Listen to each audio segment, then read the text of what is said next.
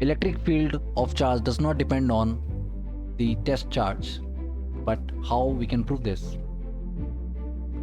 So a very simple thing, you already know that electric field is volts per unit test charge, and if I want to calculate the force between that capital Q and this small test charge, if the distance between them is say r, so I can write down the expression for Coulomb's law, that is k q naught divided by r square times q naught.